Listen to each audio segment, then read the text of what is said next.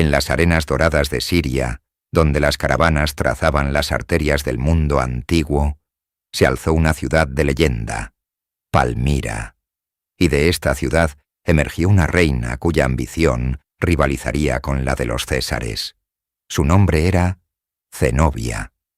No nació para gobernar, pero el destino y una voluntad de hierro la colocaron al frente de un imperio naciente.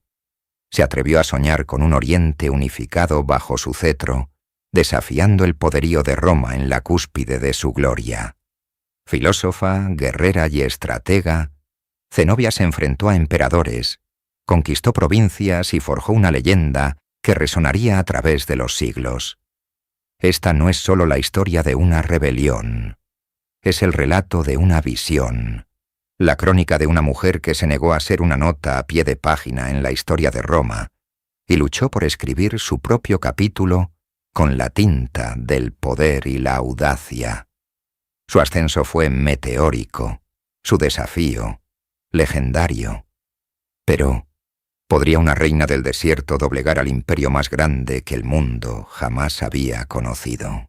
En el corazón de la vasta y árida extensión del desierto sirio, se alzaba una ciudad que desafiaba a la propia naturaleza, Palmira.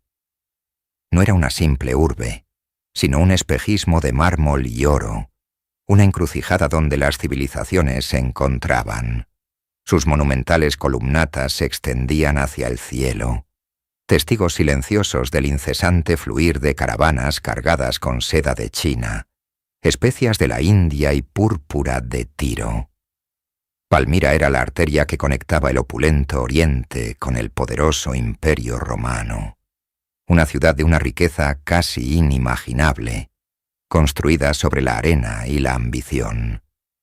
En este crisol de culturas, donde el arameo se mezclaba con el griego y el latín, nació una mujer destinada a grabar su nombre en la historia. Su nombre era Zenobia. Nacida en el seno de una influyente familia local, algunos decían que descendía de los reyes macedonios de Egipto, de la propia Cleopatra.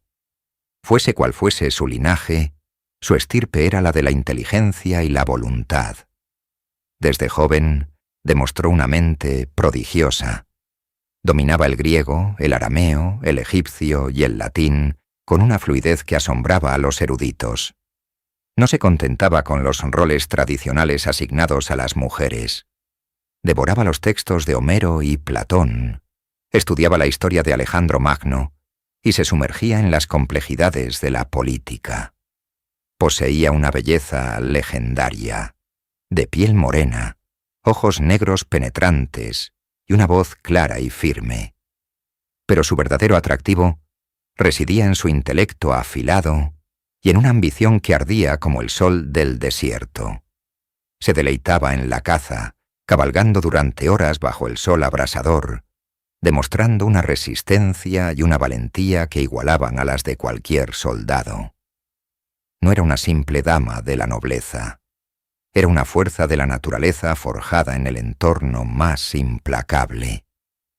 Palmira, con su autonomía precaria entre dos gigantes, Roma y el imperio sasánida, era un tablero de juego peligroso. Zenobia aprendió a navegar sus corrientes desde niña, observando, escuchando y comprendiendo que la supervivencia de su ciudad y su propio futuro dependían de un delicado equilibrio de diplomacia, comercio y poder militar. Ella no soñaba con ser la consorte de un hombre poderoso. Soñaba con empuñar el poder ella misma. El destino pronto le presentaría al hombre que sería su trampolín hacia la grandeza, el gobernante de Palmira, Septimio Odenato. Su unión no sería solo un matrimonio, sino la forja de una alianza que sacudiría los cimientos del mundo antiguo y pondría a la joya del desierto en un curso de colisión directo con el imperio más grande que la historia había conocido. Septimio Odenato no era un rey por nacimiento, sino por necesidad y astucia. En un siglo III plagado de caos, con el imperio romano fracturado por crisis internas y amenazado en su frontera oriental por el agresivo imperio sasánida de Persia. Odenato emergió como el hombre fuerte de Palmira. Era un estratega brillante y un líder carismático, un ciudadano romano de origen palmireno que comprendía a la perfección el delicado juego de lealtades que su ciudad debía mantener. Cuando el emperador romano Valeriano fue humillado y capturado por el rey persa Sapor, primero en el año 260, el este romano quedó sumido en el desorden. Fue Odenato quien dio un paso al frente. Reuniendo al ejército de Palmira y a las legiones romanas leales, no solo defendió la frontera, sino que llevó la guerra al corazón de Persia, llegando a saquear las afueras de su capital, Ctesifonte. Roma, agradecida y necesitada, le otorgó títulos sin precedentes: corrector totius orientis, corrector de todo el oriente.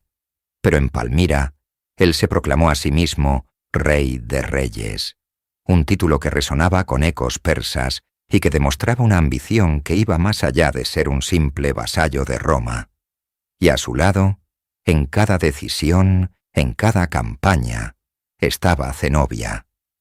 Ella no era una reina consorte confinada a los aposentos del palacio. Era su principal consejera, su confidente y su igual intelectual. Cabalgaba junto a él en las largas marchas, compartiendo las duras condiciones de los soldados, ganándose su respeto y admiración. En las noches, en la tienda de campaña, no solo compartían el lecho, sino también los mapas y las estrategias. Zenobia estudiaba las tácticas romanas, la logística de las legiones, la diplomacia necesaria para mantener unidas a las tribus árabes del desierto y a los ciudadanos grecorromanos de las ciudades. Odenato valoraba su juicio por encima del de sus generales. Su aguda comprensión de la política y su visión a largo plazo complementaban la brillantez militar de su esposo. Juntos, formaban una pareja de poder formidable.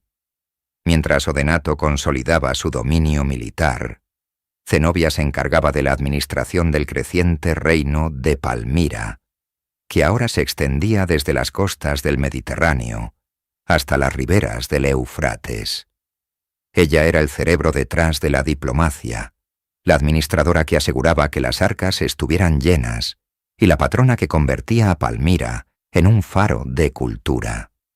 Pero Zenobia observaba y aprendía, absorbiendo cada lección de poder. Veía cómo Odenato, a pesar de sus victorias, seguía siendo, a los ojos de Roma, un cliente, un subordinado. Y en la mente de Zenobia, una idea peligrosa comenzó a germinar. Palmira no debía ser un simple estado tapón. Debía ser un imperio por derecho propio. Y ella, la mente en la sombra del rey, estaba destinada a ser su emperatriz. El año 267 marcó el apogeo del poder de Odenato. Había humillado a los persas, asegurado las fronteras de Roma y tallado un vasto dominio en el oriente. Desde Antioquía hasta Arabia, su palabra era ley. El emperador Galieno, en una Roma lejana y debilitada, no tenía más remedio que aceptar la autoridad de su poderoso aliado. Odenato, junto a su hijo mayor de un matrimonio anterior, Herodes, regresaba triunfante de una campaña en Capadocia. Decidieron celebrar su victoria en la ciudad de Emesa, un lugar con profundos lazos familiares. El ambiente en el palacio era de júbilo y celebración. El vino fluía, la música sonaba y los cortesanos adulaban al Rey de Reyes.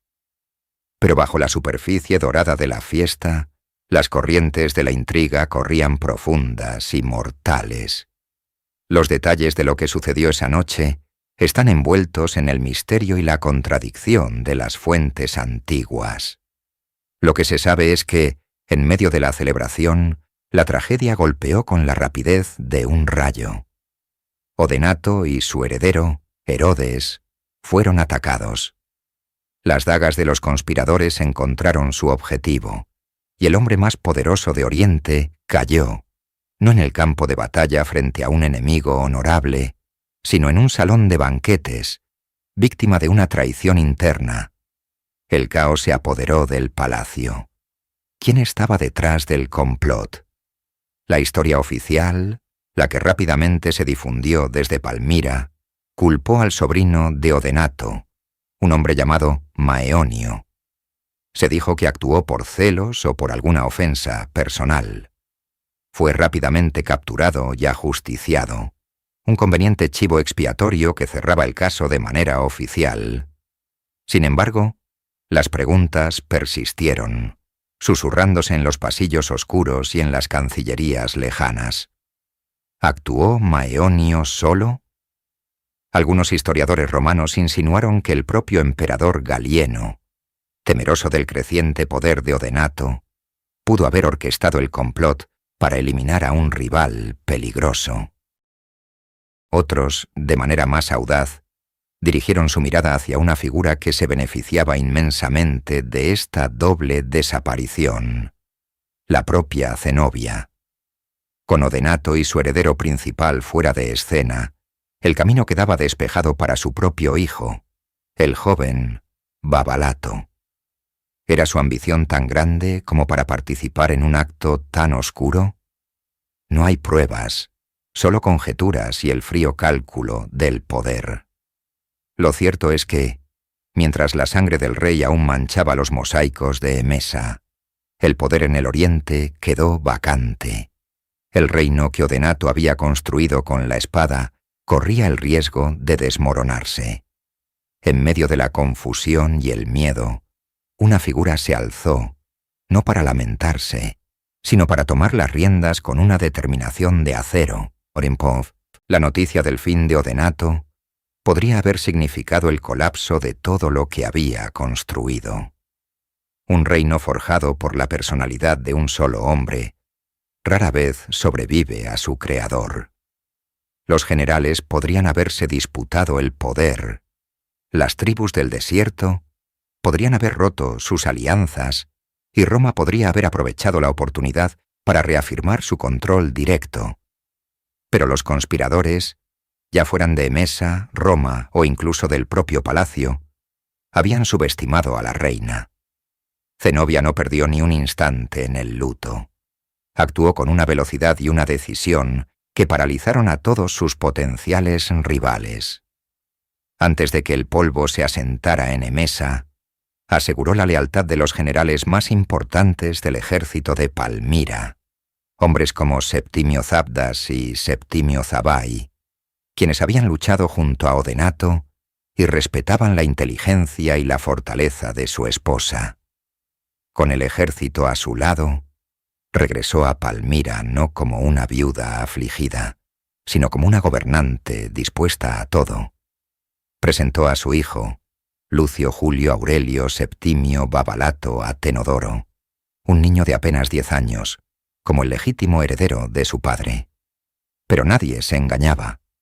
Aunque Babalato llevaba la corona, el cetro estaba firmemente en manos de su madre. Zenobia se proclamó a sí misma reina regente. Inmediatamente, purgó la corte de cualquier elemento desleal.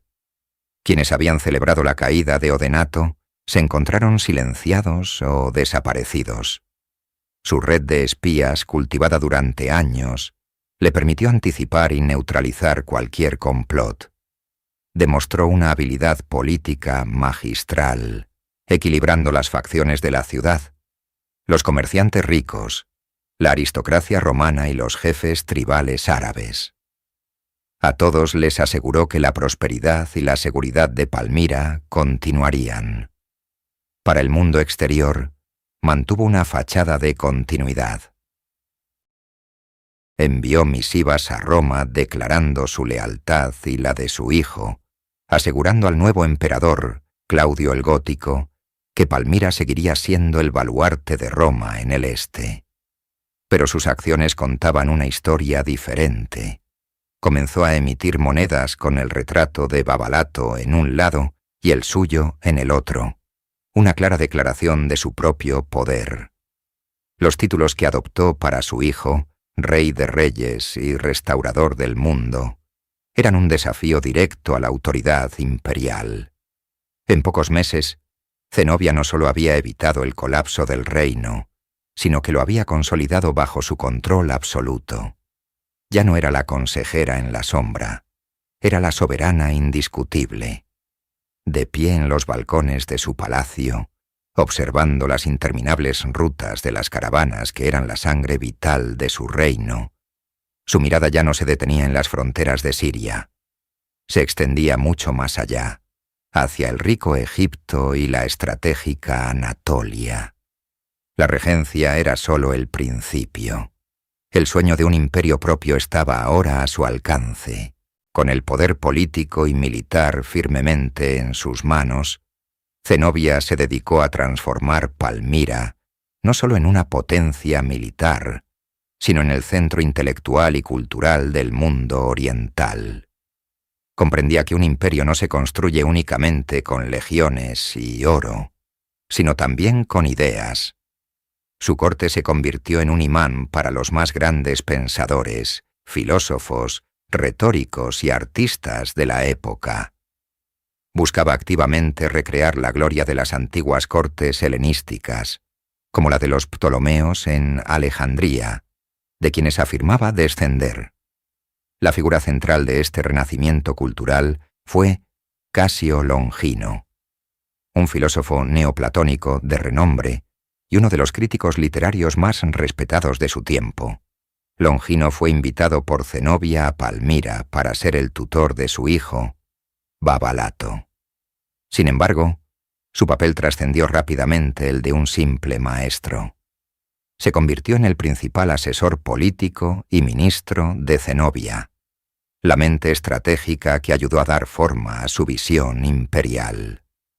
Longino no solo pulió el griego de la reina hasta la perfección, sino que también la introdujo en las profundidades de la filosofía platónica, que hablaba de reyes, filósofos y de estados ideales gobernados por la razón y la justicia.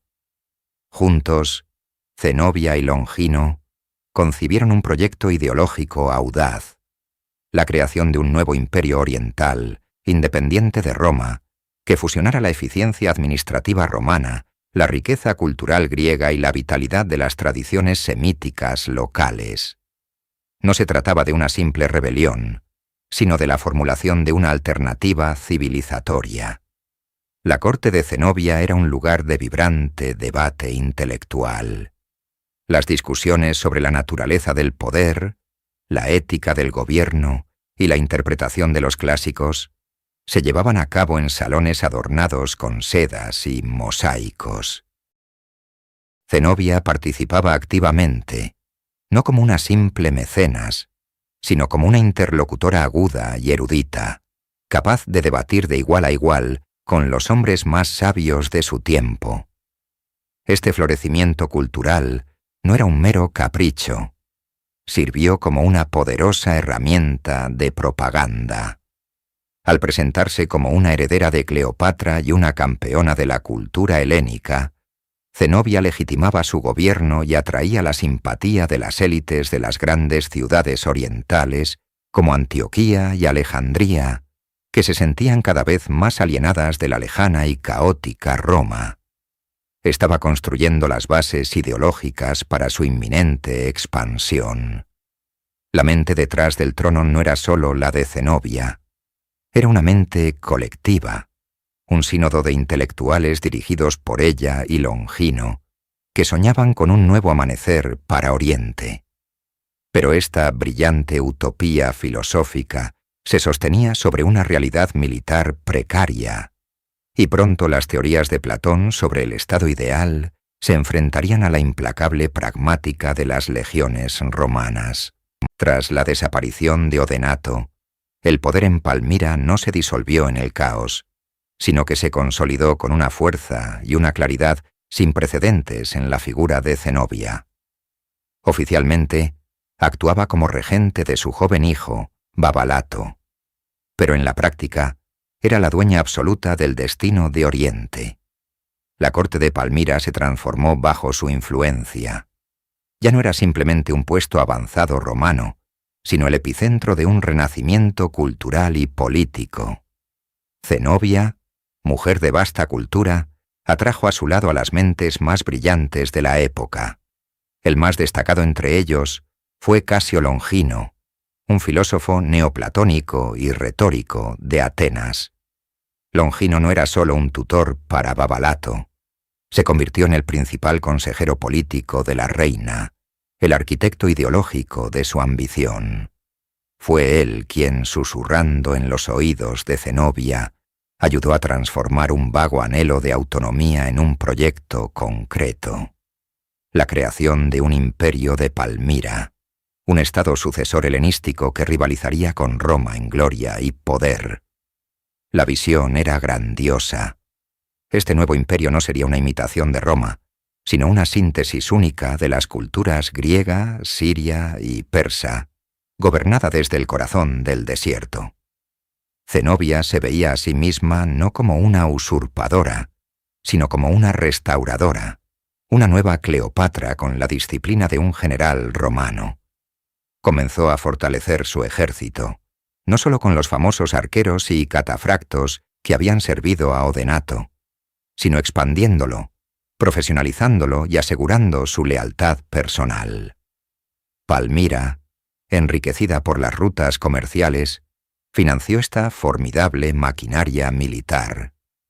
Mientras Roma se desangraba en luchas internas, con emperadores ascendiendo y cayendo en cuestión de meses durante la crisis del siglo III, Zenobia observaba y esperaba.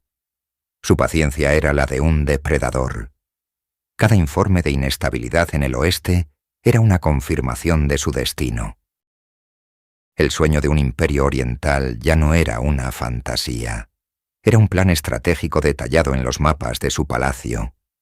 La reina estudiaba las provincias romanas circundantes, Arabia, Judea y, sobre todo, la joya más preciada, Egipto. Sabía que para que su imperio fuera viable, necesitaba controlar los recursos, las rutas comerciales y las fuentes de alimento. El poder de Roma residía en su capacidad para alimentar a sus legiones y a su pueblo. Zenobia entendió que para desafiar al gigante, primero debía arrebatarle su sustento. La oportunidad no tardaría en llegar. Un conflicto interno en la provincia del Nilo le proporcionaría el pretexto perfecto. El sueño estaba a punto de convertirse en una campaña militar audaz que sacudiría los cimientos del mundo romano. En el año 270, mientras el emperador Claudio el Gótico luchaba contra las invasiones godas en los Balcanes, la atención de Roma estaba peligrosamente desviada. Zenobia, siempre astuta, vio la ventana de oportunidad que tanto había esperado. El pretexto para su intervención fue impecable: una supuesta rebelión en Egipto contra la autoridad romana, liderada por un oficial llamado Timágenes. Zenobia se presentó no como una conquistadora, sino como una aliada de Roma, una pacificadora que buscaba restaurar el orden en la provincia más vital del imperio. Era una jugada maestra de propaganda, pero su verdadera intención era inconfundible. Al mando de su ejército puso a su general más capaz y leal, Septimio Zabdas. Con una fuerza formidable de 70.000 hombres, Zabdas avanzó hacia el sur. Las defensas romanas en Egipto eran escasas. El prefecto de la provincia, Tenagino Probo, un oficial competente, se vio superado en número y recursos. La invasión fue rápida y brutalmente eficaz. El ejército de Palmira, endurecido en las guerras persas, barrió las pocas guarniciones romanas que se interpusieron en su camino. Zabdas tomó la estratégica ciudad de Pelusio y luego avanzó directamente hacia la capital, Alejandría. La gran metrópolis, un crisol de culturas y el centro intelectual del Mediterráneo, cayó con relativa facilidad. Tenagino Probo intentó organizar una contraofensiva. Reagrupando sus fuerzas, logró una victoria inicial y recuperó Alejandría temporalmente. Sin embargo, La superioridad numérica y la brillantez táctica de Zabdas prevalecieron. Probo fue acorralado cerca de Babilonia, una fortaleza clave en el Nilo.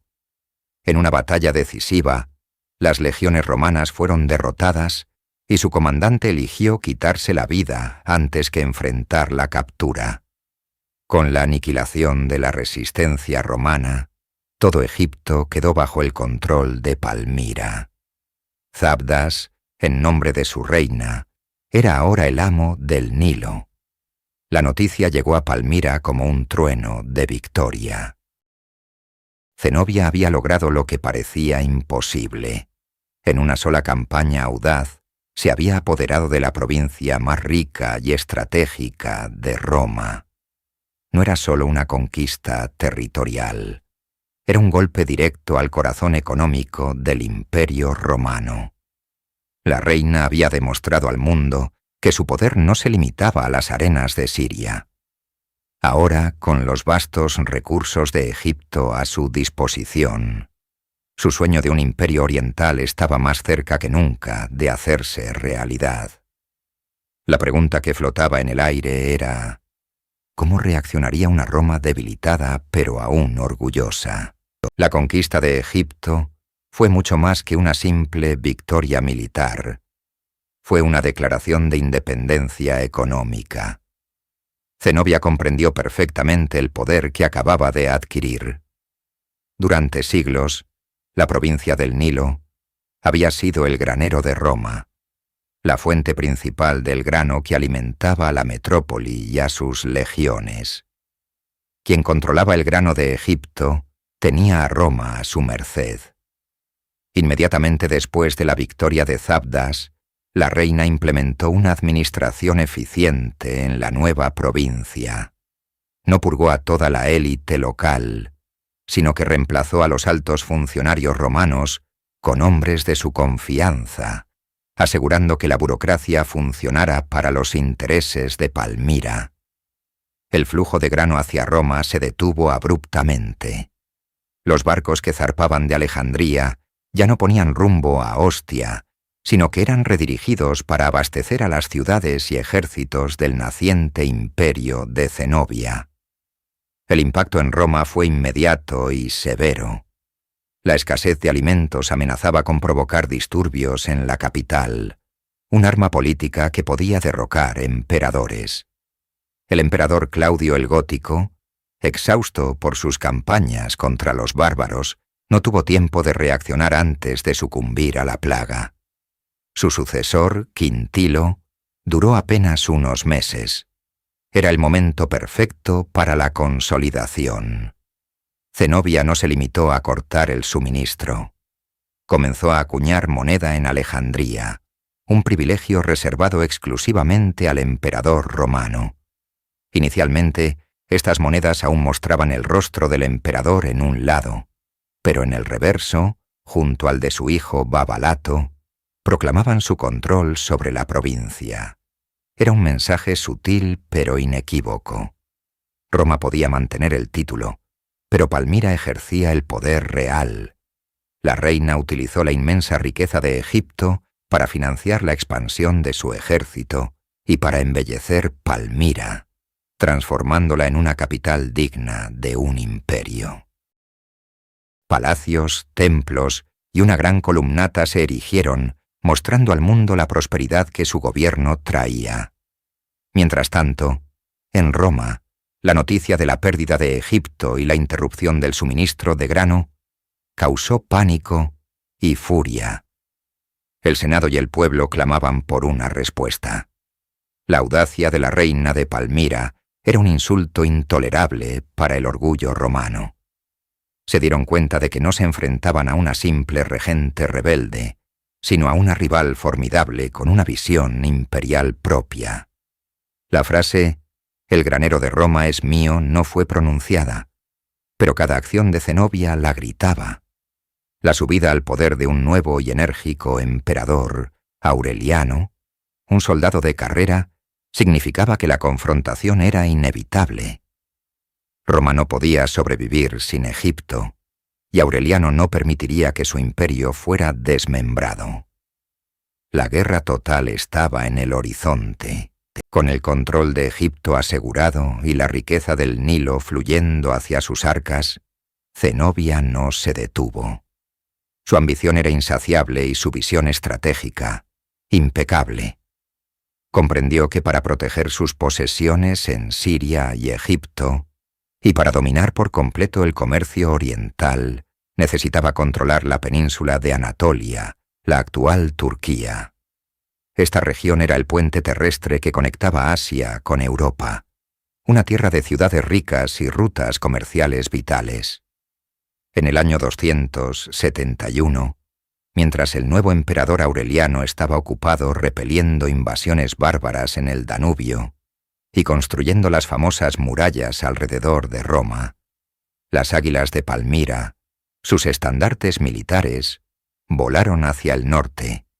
Una vez más, el general Zabdas lideró la ofensiva. El ejército de Palmira avanzó con una velocidad y una eficiencia asombrosas. Las provincias romanas de Asia Menor, con sus guarniciones mermadas por las constantes crisis del imperio, ofrecieron poca resistencia. La campaña fue una serie de éxitos arrolladores. Las fuerzas de Zenobia tomaron la provincia de Capadocia y luego avanzaron hacia la capital regional, Ancira, la actual Ankara. La ciudad cayó, y con ella, el control de toda Anatolia central. La expansión no se detuvo ahí. Zabdas empujó a sus ejércitos hasta el Bósforo, llegando a las costas de Calcedonia, justo al otro lado de Bizancio. En cuestión de meses, el imperio de Zenobia había alcanzado su máxima extensión. Se extendía desde el valle del Nilo en el sur hasta las puertas de Europa en el norte, abarcando Siria, Palestina, Egipto y la mayor parte de Asia Menor. Era un imperio que rivalizaba en tamaño y riqueza con las posesiones orientales de Roma. Zenobia controlaba ahora no solo el grano de Egipto, sino también las rutas de la seda y las especias que atravesaban sus dominios. Era la mujer más poderosa del mundo. Este momento representó la cúspide del poder de Palmira. Zenobia había forjado, a través de la diplomacia, la astucia y la fuerza militar, un imperio que restauraba la gloria de los reinos helenísticos del pasado. Se veía a sí misma como una sucesora de los Ptolomeos y los Seleucidas. Sin embargo, este triunfo contenía la semilla de su propia destrucción. Al llegar a las costas del Bósforo, había ido demasiado lejos. Ya no podía mantener la ficción de ser una simple regente que protegía las fronteras de Roma. Había desmembrado el imperio romano, tomando para sí sus provincias más valiosas. Aureliano, un emperador que no toleraba la desunión, había terminado sus campañas en Europa. Ahora su mirada, fría y decidida, se volvía hacia el este. La reina de Palmira había construido un imperio, pero ahora tendría que defenderlo del poderío total de Roma, en la cima de su poder, con un imperio que se extendía desde Egipto hasta Anatolia. Zenobia tomó el paso final y más desafiante. Abandonó toda pretensión de lealtad a Roma y declaró la independencia total de su reino. El acto que simbolizó esta ruptura definitiva fue la acuñación de una nueva moneda en el año 272. Este no era un simple ajuste en la política monetaria.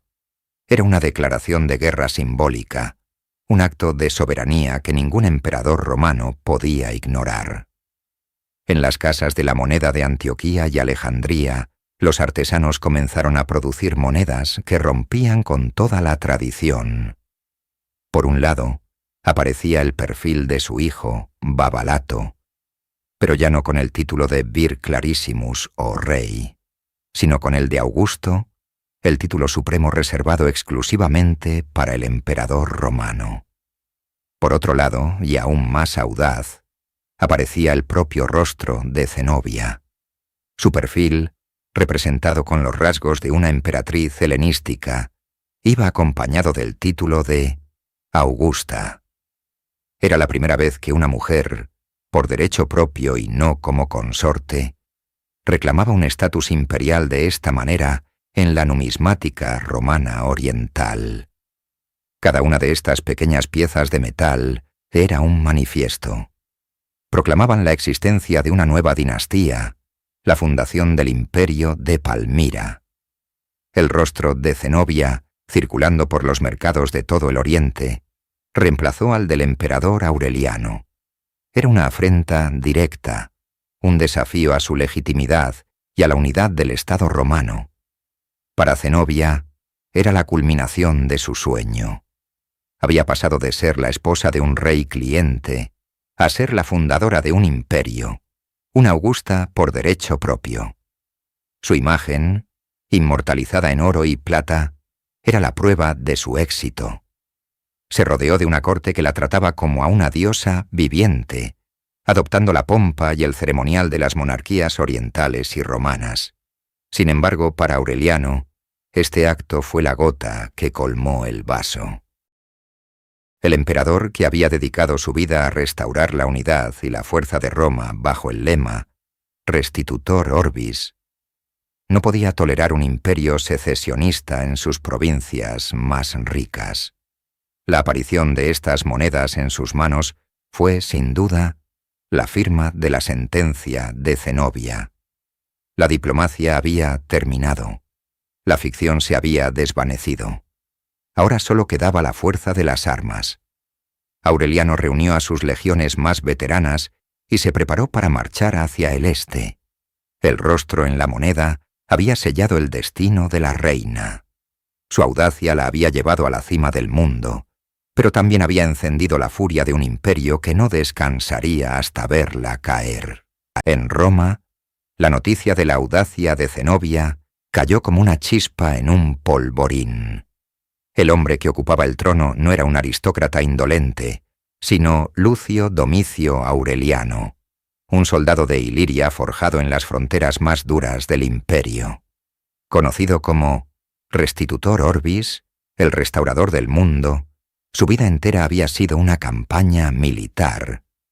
Acababa de someter al imperio galo, reunificando el occidente bajo la bandera de Roma tras años de secesión. Para él, el imperio no era un concepto abstracto, sino una entidad sagrada y unificada que corría por sus venas. La declaración de Zenobia, al nombrar a su hijo Babalato como Augusto, y a sí misma como Augusta, no fue solo un acto de rebelión, fue un insulto personal, un desafío directo a su autoridad y a la majestad de Roma. La paciencia del emperador, ya agotada por años de crisis y guerras civiles, se desvaneció. La furia de Aureliano no era la de un tirano caprichoso, sino la de un estratega metódico y letal. Mientras los senadores debatían y los diplomáticos redactaban misivas, él ya estaba en movimiento. Su mente, entrenada en el campo de batalla, veía el problema en términos de legiones, logística y aniquilación. Primero, aseguró las vitales rutas de grano de Egipto, enviando a su general Probo a arrebatar el control de la provincia a las fuerzas de Zenobia. Fue un movimiento rápido y brillante, que cortó el principal suministro de riqueza de Palmira y aseguró el pan para Roma. Con el flanco sur asegurado, el emperador volvió su mirada hacia el este. La maquinaria de guerra romana, la más formidable del mundo, comenzó a moverse con una eficiencia aterradora. Las órdenes volaron desde el palacio imperial a todos los rincones del imperio. Se reclutaron veteranos, se forjaron nuevas armas y se requisaron suministros. Legiones de las fronteras del Danubio y el Rin, endurecidas por décadas de combate contra las tribus bárbaras, recibieron la orden de marchar. No era una simple expedición punitiva. Era la movilización total del poder romano para aplastar un imperio rival. Aureliano no subestimaba a Zenobia. Sabía de sus generales competentes, de su temible caballería pesada y de la inmensa riqueza que financiaba su ejército. Por eso su preparación fue exhaustiva. no dejaría nada al azar. El mundo observaba en silencio, conteniendo la respiración. La tormenta que se gestaba en Occidente no prometía lluvia, sino acero y fuego. La reina de Palmira había construido un imperio en la arena, pero el restaurador del mundo venía a reclamarlo con un océano de legiones. El choque era inevitable, y su eco resonaría por toda la eternidad. La primavera del año 272 vio el inicio de uno de los mayores despliegues militares de la época. Desde sus bases en los Balcanes, las legiones de Aureliano cruzaron el Bósforo, dejando atrás Europa y adentrándose en el corazón de Asia Menor. El estruendo de miles de sandalias sobre los antiguos caminos de piedra era el latido de un imperio que venía a reclamar lo suyo. Esta no era una horda desorganizada. Era la encarnación del orden y la disciplina romana. Cada legión marchaba bajo su estandarte, el águila de oro brillando bajo el sol de Anatolia. Ingenieros militares avanzaban, reparando puentes y asegurando caminos, mientras que interminables caravanas de mulas y carros transportaban el grano, las armas y las máquinas de asedio necesarias para una campaña prolongada. La reputación de Aureliano le precedía. Era conocido tanto por su ferocidad en la batalla como por su sorprendente clemencia hacia quienes se sometían sin resistencia. Esta dualidad fue su arma psicológica más efectiva. La primera prueba llegó en Ancira, la actual Ankara, que se rindió sin luchar. Aureliano perdonó a la ciudad, enviando un mensaje claro a toda la región. La sumisión significaba supervivencia. Sin embargo, en Tiana, una ciudad en Capadocia, encontró las puertas cerradas. Sus ciudadanos, confiando en sus murallas, desafiaron al emperador.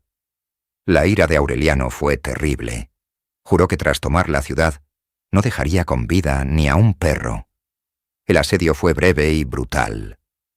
Cuando las defensas cayeron, las legiones se prepararon para el saqueo y la masacre. Pero entonces, Aureliano demostró su genio político. Al entrar en la ciudad, los soldados, ávidos de cumplir la promesa de su emperador, le preguntaron a quiénes debían eliminar. Aureliano, con una astucia legendaria, les ordenó cumplir su juramento al pie de la letra, que acabaran con todos los perros de la ciudad, pero que perdonaran a los habitantes.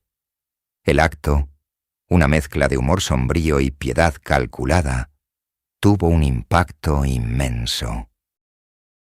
La noticia de la clemencia de Tiana se extendió como la pólvora, y ciudad tras ciudad abrió sus puertas al ejército romano.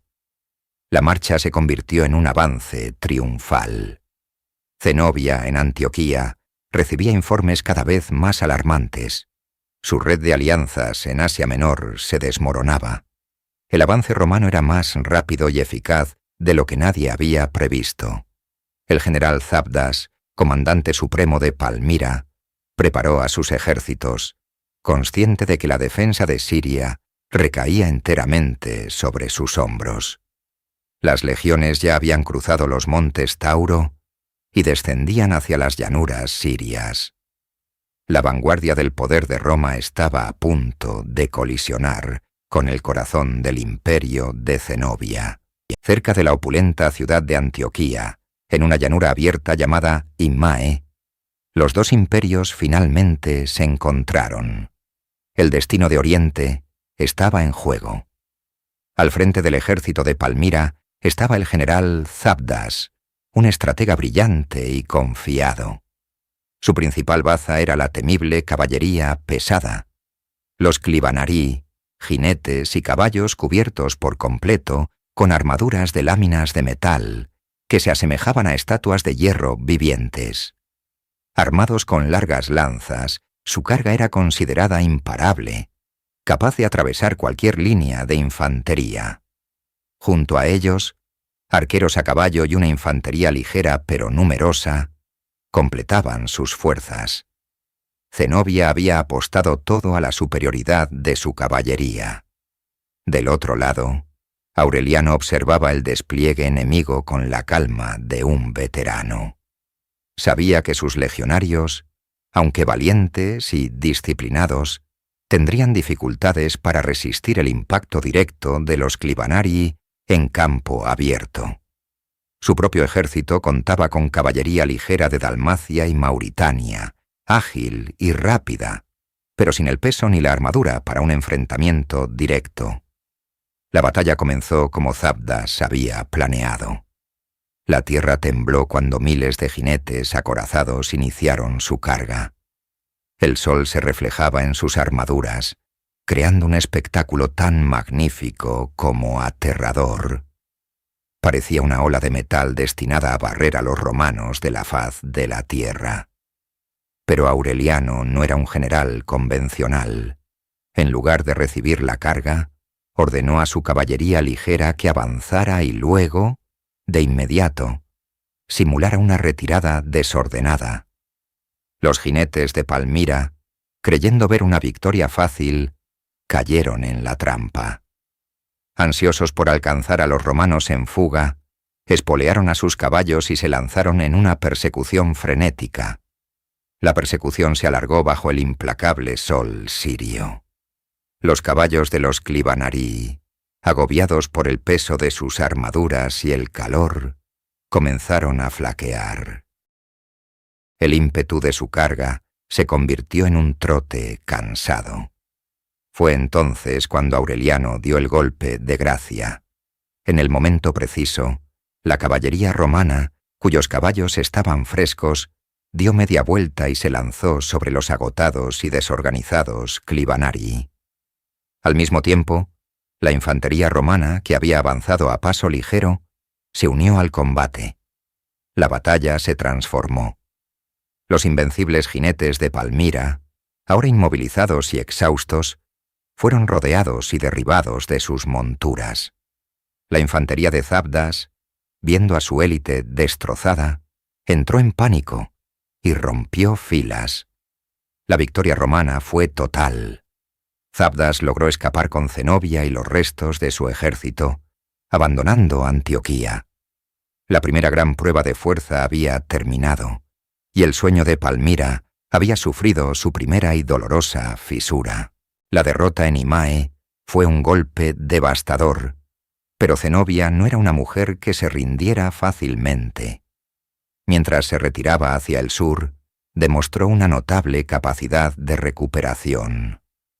Vaciando las guarniciones de las ciudades sirias y reclutando a todas las tribus del desierto leales a su causa, logró reunir un nuevo ejército, aún más grande que el anterior, para una confrontación final. El lugar elegido fue la llanura frente a la ciudad de Emesa, un lugar estratégico que protegía el camino hacia la propia Palmira. Allí, la reina guerrera, quizás presente en el campo de batalla para inspirar a sus hombres, apostó el futuro de su imperio en una última y desesperada batalla. El ejército de Palmira, que según algunas fuentes alcanzaba los 70.000 hombres, se sentía confiado. Su núcleo seguía siendo la caballería pesada, que a pesar de la derrota anterior, creía poder aplastar a los romanos en un enfrentamiento directo. Aureliano, habiendo aprendido la lección de Imae, sabía que no podía depender únicamente de la misma táctica. Observó el enorme contingente de caballería de Palmira y ajustó su plan. La batalla comenzó de forma similar a la anterior, con una carga masiva de los Clibanarii de Zenobia. Esta vez, sin embargo, la caballería romana no huyó. Se enfrentaron directamente, y la superioridad numérica y el peso de los jinetes de Palmira comenzaron a imponerse.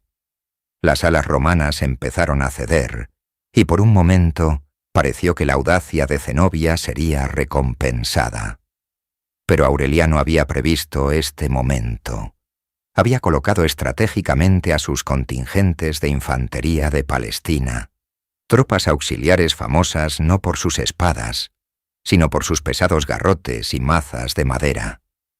Mientras la caballería romana se retiraba ordenadamente, Atrayendo a los jinetes de Palmira hacia el centro, estas unidades entraron en acción. Los soldados palestinos se lanzaron contra los caballos acorazados, golpeando sus patas y desestabilizando a los jinetes. Ignoraron a los hombres y se concentraron en las monturas.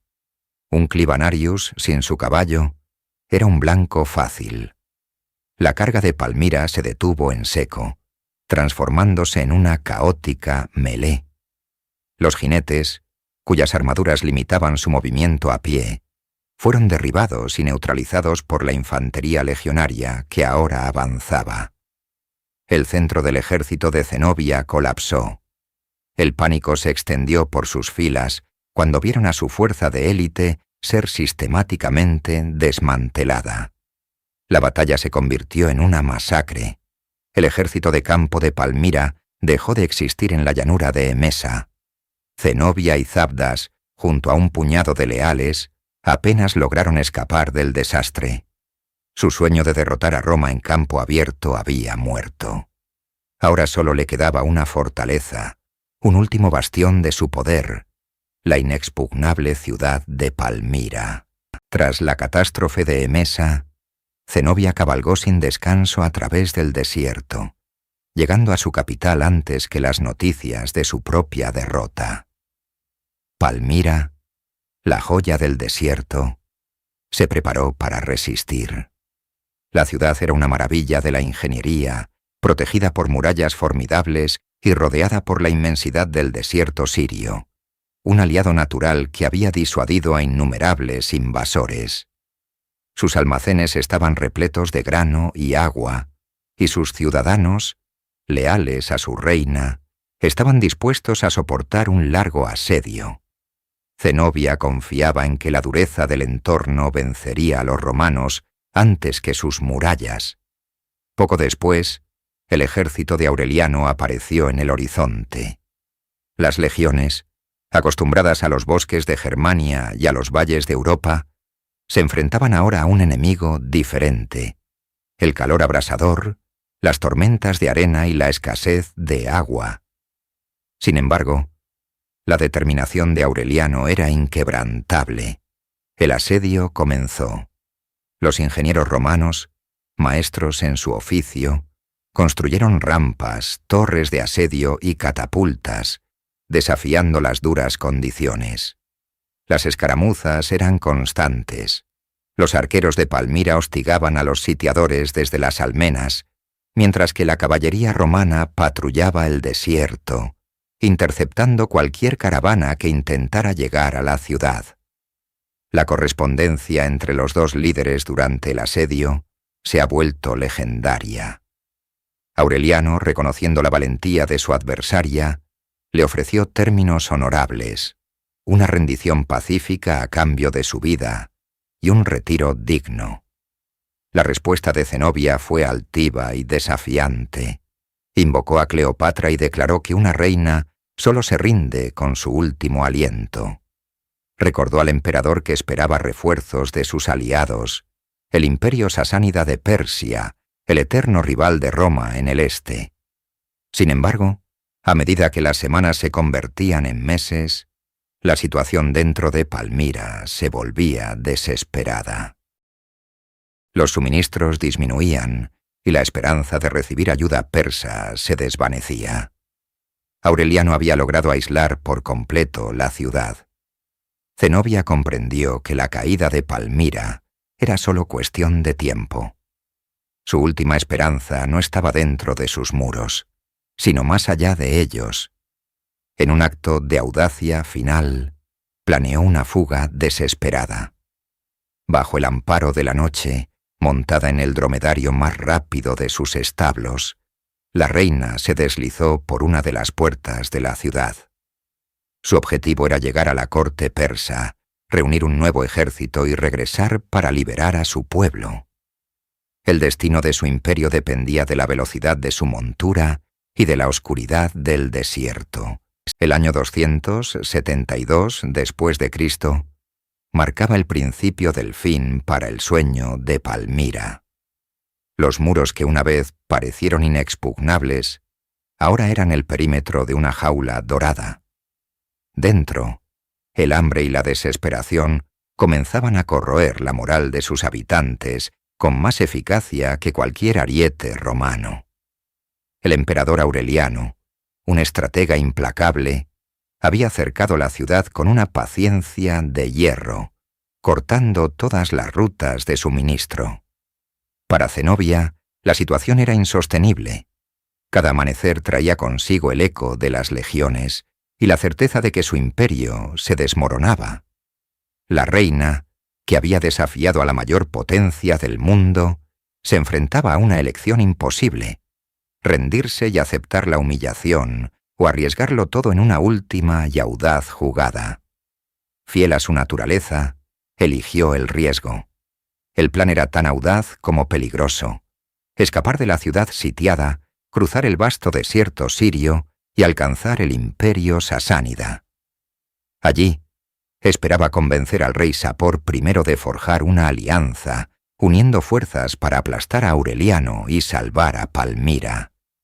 Era una apuesta desesperada, un último rayo de esperanza en una oscuridad que lo consumía todo. Al amparo de la noche, un pequeño grupo se deslizó por una poterna secreta. Zenobia, despojada de sus insignias reales y vestida como una simple viajera, montaba el dromedario más veloz que pudo encontrar. Junto a ella, su hijo Babalato y un puñado de sus más leales guardias. El desierto, su antiguo aliado, se convirtió en un laberinto de dunas y silencio, un enemigo que ocultaba tanto la salvación como la perdición. El viaje fue una agonía. El sol abrasador del día y el frío cortante de la noche ponían a prueba su resistencia. Cada sombra parecía un espía romano, cada soplo de viento un presagio de fracaso. Zenobia cabalgaba sin descanso, impulsada por la imagen de su ciudad asediada y el peso de un imperio sobre sus hombros. Durante días, lograron evadir a las patrullas romanas, un testimonio de su conocimiento del terreno. El río Éufrates, la frontera con Persia y el umbral de la libertad, estaba casi a su alcance. Podían sentir el olor del agua, la promesa de la salvación. Pero la fortuna, esa compañera inconstante, finalmente le dio la espalda. Justo cuando se preparaban para cruzar el río, una nube de polvo se levantó en el horizonte. No eran comerciantes ni beduinos, eran los jinetes de la caballería ligera de Aureliano, enviados en una persecución implacable. La carrera había terminado. La esperanza se extinguió en la orilla del gran río, y la reina guerrera del desierto se encontró cara a cara con el destino que había intentado eludir. El encuentro fue un choque de dos mundos, dos voluntades de hierro. Zenobia, la orgullosa reina de Oriente, fue llevada encadenada ante el emperador Aureliano en su campamento de Emesa. El hombre que había conquistado su imperio no era un bárbaro, sino un soldado disciplinado y severo, cuyo rostro reflejaba la dureza de innumerables campañas. El aire crepitaba con tensión. Los legionarios formaban un círculo silencioso, testigos de un momento que pasaría a la historia. Aureliano, sentado en un sencillo trono de campaña, la miró fijamente. No había triunfo en su mirada, solo una fría interrogación. Según los historiadores, su primera pregunta fue directa y cortante. ¿Cómo te atreviste, mujer, a desafiar a los emperadores de Roma? La respuesta de Zenobia fue una obra maestra de diplomacia y supervivencia. Con una voz que no temblaba, reconoció la grandeza de Aureliano, llamándolo un verdadero emperador, a diferencia de sus predecesores, a quienes ella había derrotado fácilmente. Era una mezcla de halago y justificación, un intento de apelar al ego de su captor mientras defendía su propio honor. Sabía que su vida pendía de un hilo. La conversación se tornó más oscura cuando Aureliano la presionó sobre sus consejeros. En uno de los actos más controvertidos de su vida, Zenobia desvió la culpa hacia sus asesores, particularmente hacia el brillante filósofo y retórico Casio Longino. Afirmó que él había sido el autor de sus cartas más desafiantes a Roma, que él la había incitado a la rebelión. Era una traición nacida del instinto de supervivencia, una mancha en su leyenda que los cronistas registrarían para siempre. Para Longino y los demás líderes de Palmira, la sentencia fue inmediata. Aureliano, pragmático y despiadado, no tuvo piedad de aquellos a quienes consideraba los instigadores de la guerra. Fueron condenados sin demora. Zenobia, en cambio, fue perdonada. Su condición de mujer, su estatus real y quizás su astuta defensa le salvaron la vida. Pero su libertad se había esfumado. Dejó de ser Septimia Zenobia, reina de Palmira, para convertirse en el trofeo más preciado de Aureliano. Su cautiverio no sería en un calabozo, sino en una jaula de incertidumbre, mientras era transportada hacia el oeste, hacia el corazón del imperio que había osado retar. La reina guerrera era ahora una reina cautiva, un símbolo viviente del poder restaurado de Roma. Con la reina capturada, el espíritu de Palmira se quebró. La ciudad, privada de su líder y su símbolo de resistencia, se enfrentó a la cruda realidad. Las puertas que habían permanecido cerradas con desafío se abrieron ante Aureliano. La rendición fue inevitable. Al principio, el emperador demostró una clemencia sorprendente. Respetó la belleza de la ciudad, confiscó su inmenso tesoro, pero perdonó a la mayoría de sus ciudadanos y dejó una pequeña guarnición para mantener el orden. Parecía que Palmira, aunque subyugada, sobreviviría. Aureliano partió hacia Europa para hacer frente a otras amenazas, creyendo que el asunto de Oriente estaba zanjado. Pero el orgullo de Palmira era profundo, y su amor por la independencia, feroz. Apenas el emperador había cruzado el Bósforo, la ciudad se rebeló de nuevo en el año 273.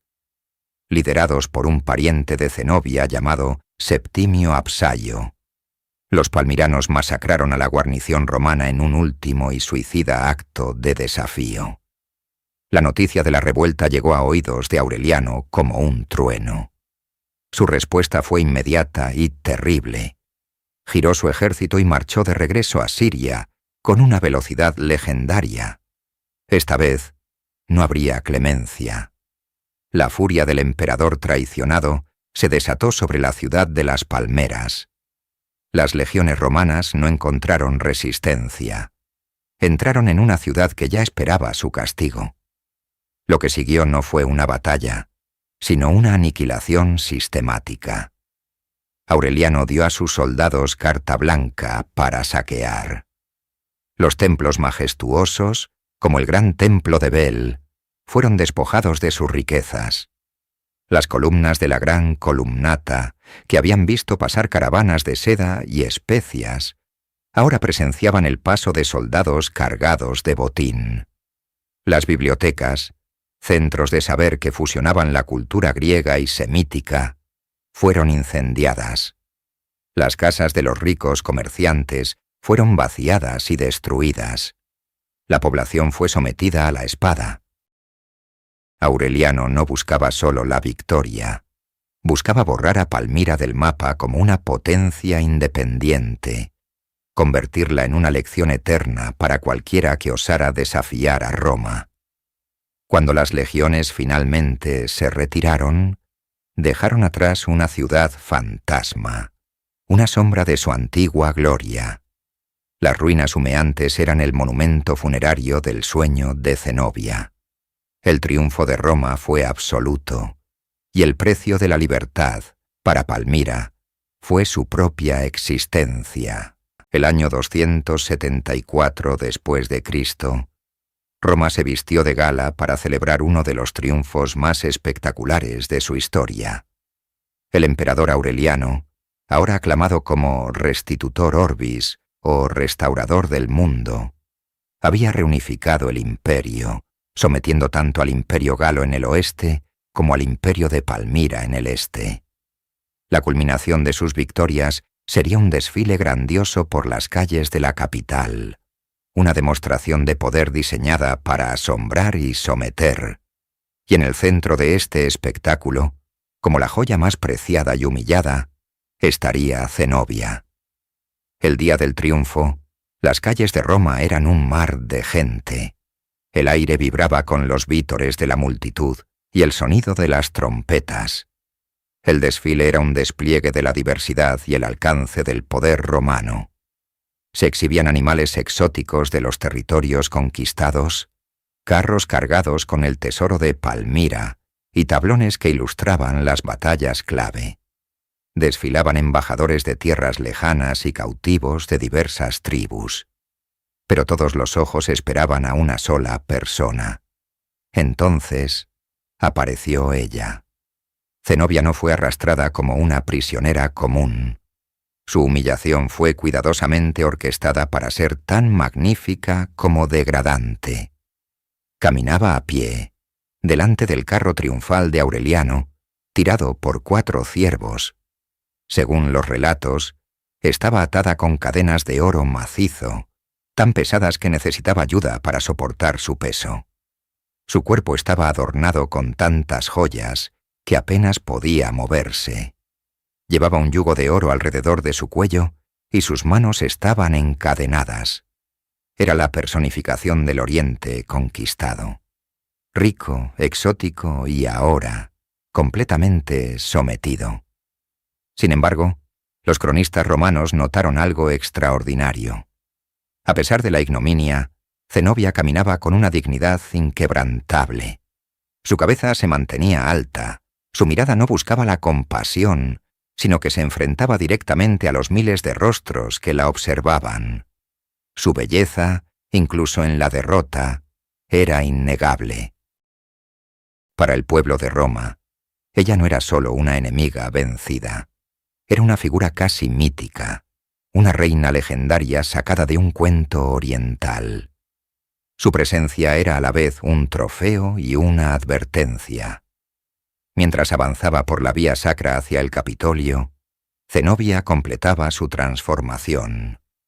La reina que había forjado un imperio, la guerrera que había liderado ejércitos y la fugitiva que había cruzado desiertos, era ahora un símbolo en el gran teatro político de Roma. Sus cadenas de oro eran más que un simple metal. Representaban el peso de su ambición, la riqueza de su reino perdido y el precio de su audaz desafío. Tras el espectáculo del triunfo, el destino de Zenobia se aleja de los registros claros de la historia para entrar en el terreno de la leyenda y la especulación. A diferencia de otros enemigos de Roma que eran eliminados después del desfile, Aureliano le perdonó la vida una vez más. Su historia no terminaría en una celda oscura, sino de una manera que solo Roma podía ofrecer: la asimilación. La versión más aceptada y plausible es que a Zenobia se le concedió una lujosa villa en Tibur, la actual Tívoli, un lugar de retiro para la élite romana. Allí la reina de Palmira vivió el resto de sus días como una matrona romana de alto estatus. Se dice que sus hijas se casaron con miembros de la aristocracia senatorial, integrando la sangre de la realeza oriental en las venas de Roma. Su hijo Babalato desaparece de los registros. Su destino es un misterio. En esta nueva vida, Zenobia se convirtió en una anfitriona de salones filosóficos, manteniendo su intelecto agudo y su interés por la cultura. La mujer que una vez comandó ejércitos ahora presidía debates y discusiones, un final pacífico e irónico para una vida tan tumultuosa. Sin embargo, su leyenda apenas comenzaba. A lo largo de los siglos, la figura de Zenobia ha sido reclamada, reinventada e inmortalizada. Para los historiadores romanos, fue una advertencia sobre la ambición desmedida y la audacia femenina. Para los sirios y el mundo árabe, se convirtió en un ícono de la resistencia nacional contra la dominación extranjera, una heroína patriótica. Durante la Ilustración fue vista como una monarca ilustrada, una gobernante culta y tolerante. Para las feministas, es un símbolo de poder y autonomía femenina en un mundo dominado por hombres. Su historia contiene todos los elementos de una gran tragedia. Ascenso meteórico, ambición desbordante, un desafío heroico contra un poder insuperable y una caída dramática. ¿Fue una usurpadora que traicionó a Roma o una reina legítima que defendía la soberanía de su pueblo? ¿Fue una visionaria que soñó con un tercer imperio que uniera Oriente y Occidente? ¿O una líder imprudente cuya arrogancia condujo a su pueblo a la ruina? La respuesta, quizás, es que fue todo eso y más. El legado de Zenobia no reside en las ruinas de Palmira, sino en la persistencia de su historia. Es la prueba de que incluso cuando un imperio cae y las cadenas se oxidan, el espíritu de un líder que se atrevió a soñar con la grandeza puede volverse inmortal